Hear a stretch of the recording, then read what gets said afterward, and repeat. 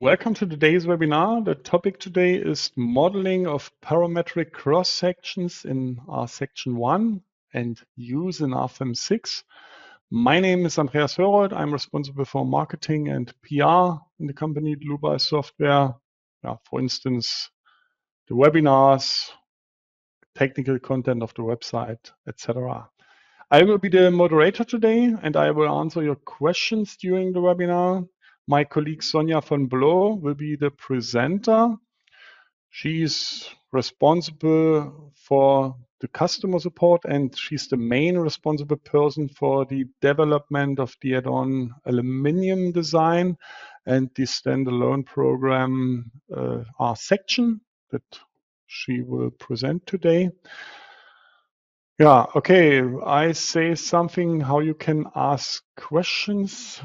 At first, I switch off my webcam that you can see the full screen. Yeah, just click that button with the question mark, then enter your question in that field, press send, and I will receive your question and I will answer you.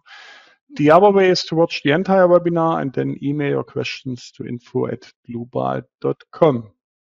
Okay, that's at the moment all from my side. I hand over to Sonja.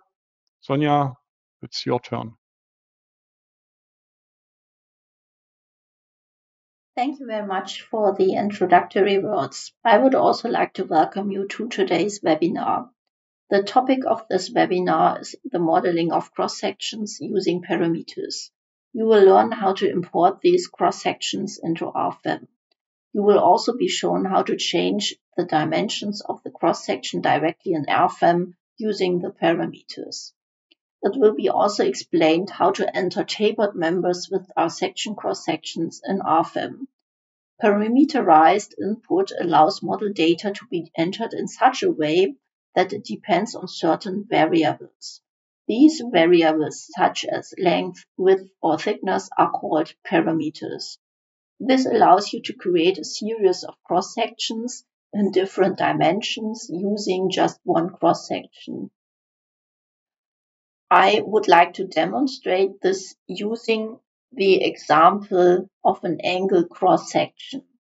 The leg lengths and thicknesses, as well as the angle between the legs, should be able to be defined variably. First, I model the angle cross-section and then I define the dimensions using parameters. I first create the short leg via the graphical input of a single element. I choose here the input mode, length and direction. The short leg has an angle of -30 degrees on work plane and a length of 80 millimeter and a thickness of 10 millimeter. The long leg has a length of 90 degrees on work plane, a length of 120 millimeter, and also a thickness of 10 millimeter. To make placement easier, I reverse the element orientation. Gaps have now appeared in the numbering. You can see this here in the table points. I eliminate these by automatically renumbering all objects. To do this, I first select the entire cross-section and then I choose Tools, Renumber Automatically. In this dialog, you have the possibility to influence the sequence of the numbering as well as the first number and the increment of the numbering. I click here on OK and the objects will be renumbered. I then dimension the cross-section. I use a linear dimension to dimension the long leg. To do this, I choose here linear and I assign also a symbol to this dimension. This should have the symbol H. Then I pick here my 2 points and then I create my dimension. I want to also dimension the short leg. This has the symbol B. I choose here the 2 points and create the dimension. Then I dimension the thickness T.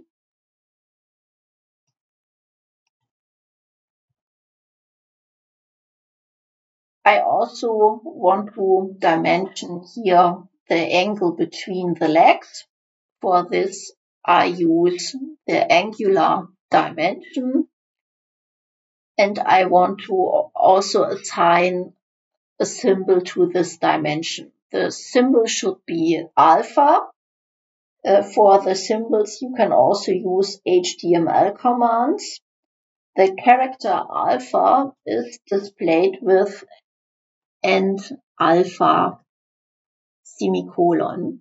Then I pick on the corresponding lines to create my dimension. Now the global parameters have to be defined. For this, I open the dialog via the button in the table. Each table row manages a parameter.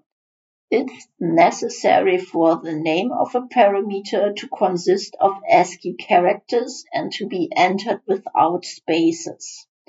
The name is used to address the parameter in the formulas. Each parameter name can only be assigned once. The unit group of the parameter must be selected from the list. This determines whether the parameter represents a length or an angle and so on.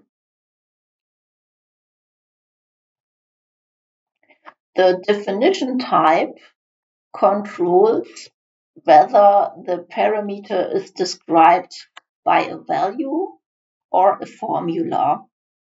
Depending on your selection, you can enter the value or the formula in the following columns. So if you choose the definition type value, I can enter the value directly here in this cell.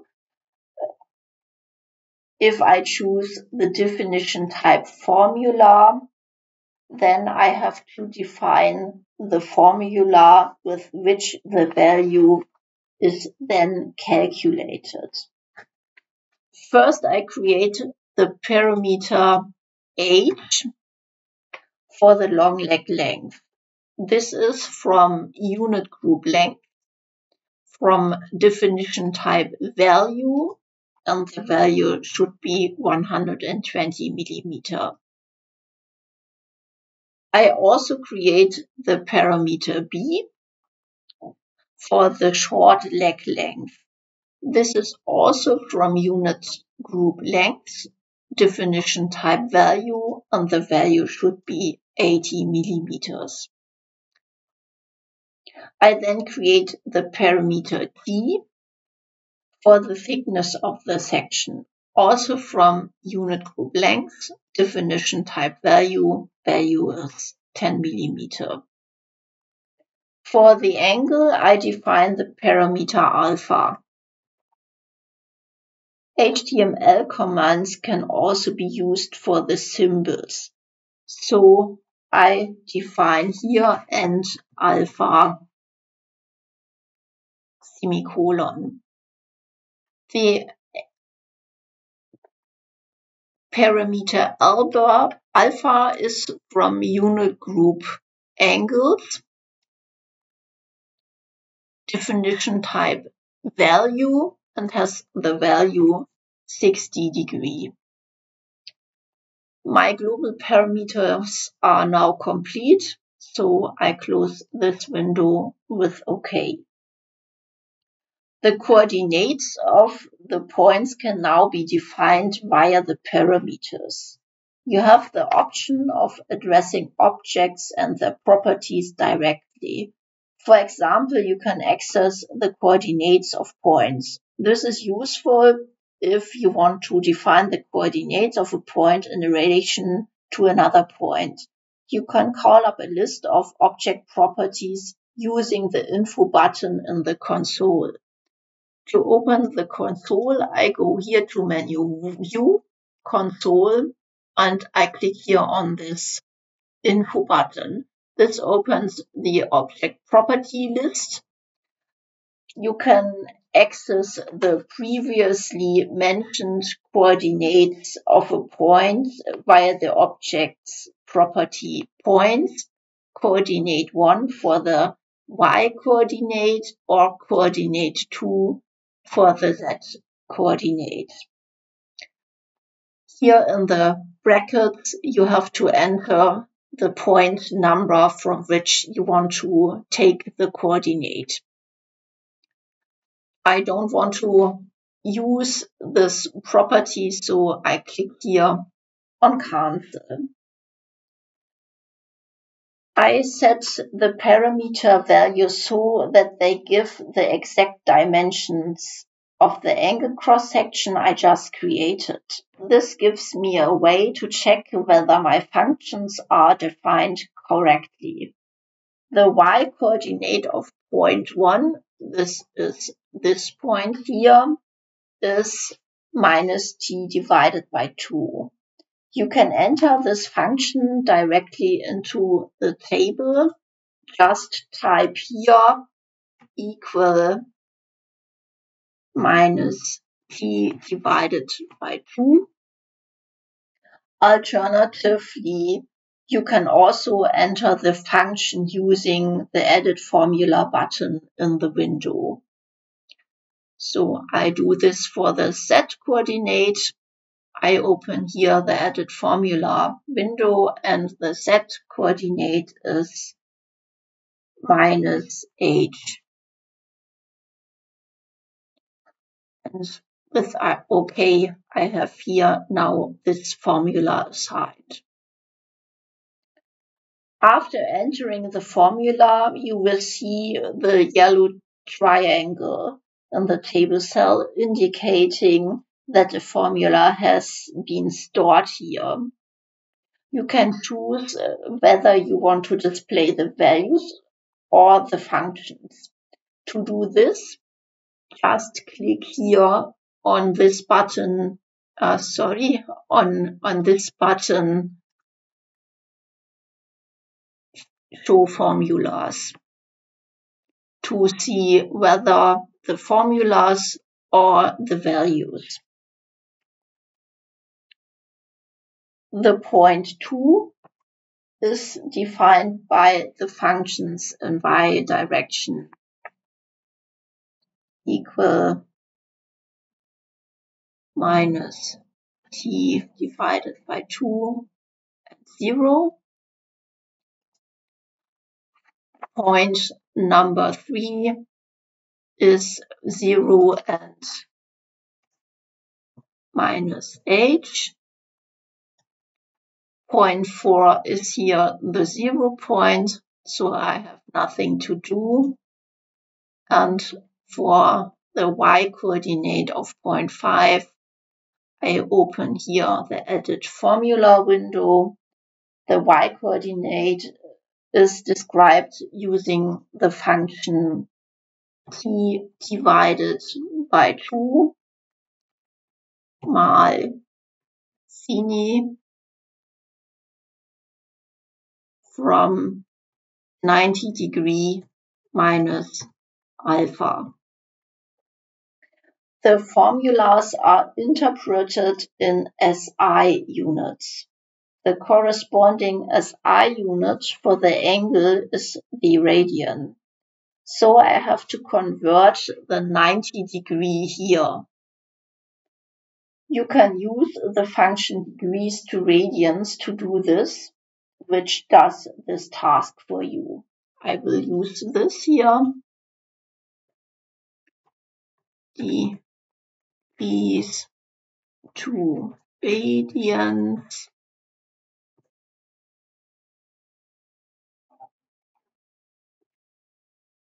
From 90 degree.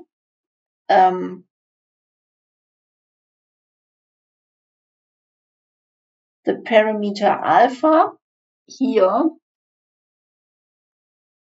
is automatically used in the correct unit, so it does not have to be converted. So then I click here on OK. I copy the remaining formulas from a prepared file. So I will do this here. The point coordinates are now all defined using parameters. Now only the thickness needs to be defined using the parameter t. I define this using the elements table, and here I define for each element the parameter t.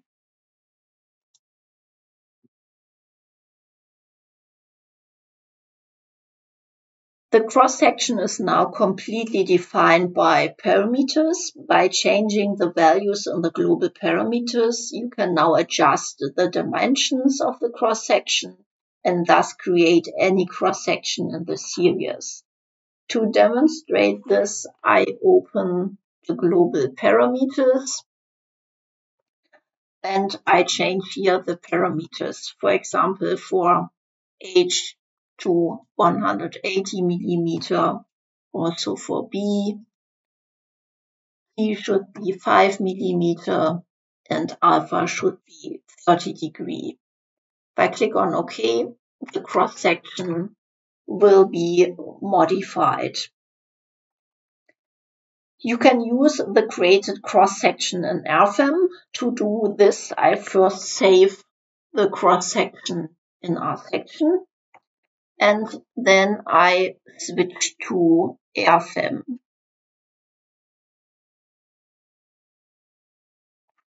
I have already created a file here. You can now import the cross-section you have just created. I import the section via Navigator Data, New Section. I open the section library from RSECTION. I choose here this cross-section and I click on OK. The global parameters of the cross-section defined in RSECTION are now listed in the Global Parameters tab. You have the option of adjusting the values of the parameters. I will do this. I change here the parameter H to 120 millimeter, B to 80 millimeter, T to 10 millimeter, and alpha to 60 degree. You can also create tapered members using the RSECTION cross-section. The initial cross-section should be the section I just created here. The final cross-section should have a larger leg height of 180 millimeter than the initial cross-section. To do this, I copy the RSECTION cross-section, and then I just change here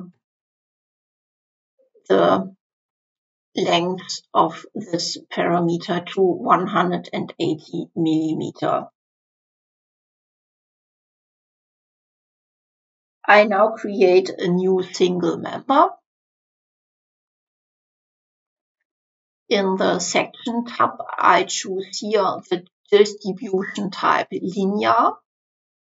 And for the member start, I select my first cross-section. For the member end, I select my second cross-section. Then I create my cross-section. You can then check the correct modeling and the rendering. The cross-section could only be interpolated if the cross-section change is displayed as a linear distribution. This is the case here. Only in this case, a design in the design add-ons is possible. It is important to note that the angle difference between the cross-section parts must not be greater than 0.5 0.1 radians. This means 5.7 degrees for both R-section cross-sections and database cross-sections. To demonstrate this, I will change the angle of the final cross-section to 90 degrees. So I will do this. I change here this global parameter to 90 degrees. And now the angle difference is greater than 0.1 radians. So if I click on OK, the rendering will no longer show a linear distribution, and the design add-ons would not be possible for this member.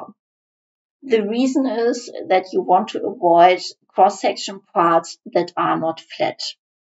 To illustrate this, I have created such a member as a surface model. I will open this here.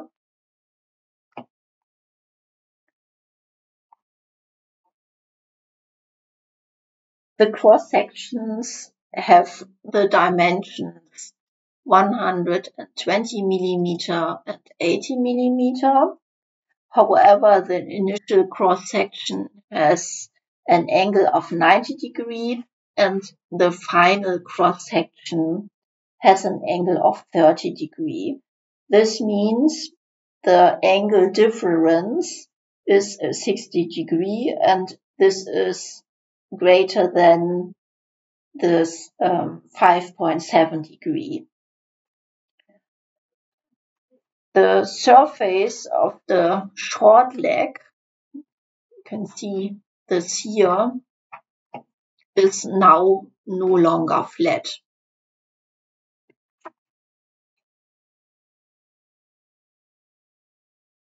You can also create tapered members with R-section cross-sections that are not defined by parameters. When modeling, it's important to note that the final cross-section must be a copy of the initial cross-section, and that no geometric objects such as points or elements may be added or deleted. I would like to show this with an example.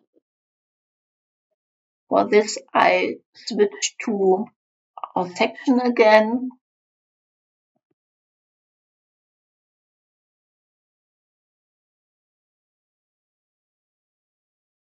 First, I create the initial cross-section.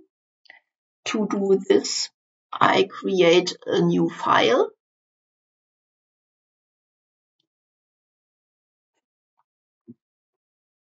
It's my start cross-section. Analysis method is thin word analysis.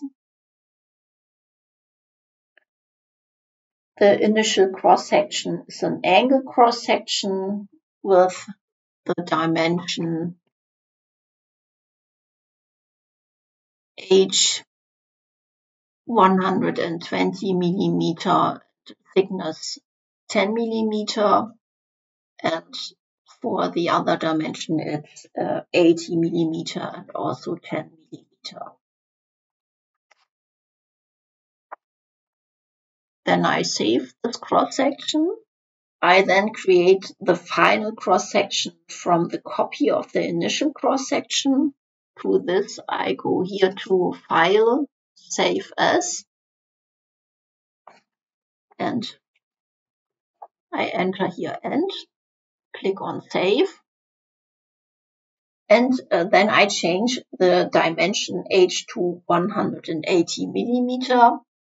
To do this, I select here these nodes, and then I choose Move Copy Selected Objects, and then I move these objects by minus 60 millimeters in a set direction. Then I save this file. I switch to RFEM again. I go to my first example, and then I import these two cross sections. So I go here to new section, section library from our section. Then I choose here start and end. Click on OK. Then I have here my two cross sections. And then I will enter a new member with distribution type linear. Member start is my start cross section, member end my end cross section, and then I create here this cross section. The rendering shows a linear distribution, so the modeling is correct. This brings me to the end of the webinar. I will now hand the floor back to Andreas. Thank you, Sonja, for your presentation. I have an additional hint for you. You can book our online courses, for example, the RFEM 6 Masterclass course. It's a course for beginners, or the Eurocode 2 or Eurocode 3 courses. You can get more information and prices when you scan the QR codes, or you can press that buttons with the links at the bottom. Now you can download the slides from the website. In the next days, you will get an email with your certificate, with the link to the recording models, and these slides. Okay, that should be also all from my side. I thank you for your attention. Thank you, Sonja, for your presentation. I wish all a nice rest of the day. Maybe we meet each other in a future webinar. Bye-bye.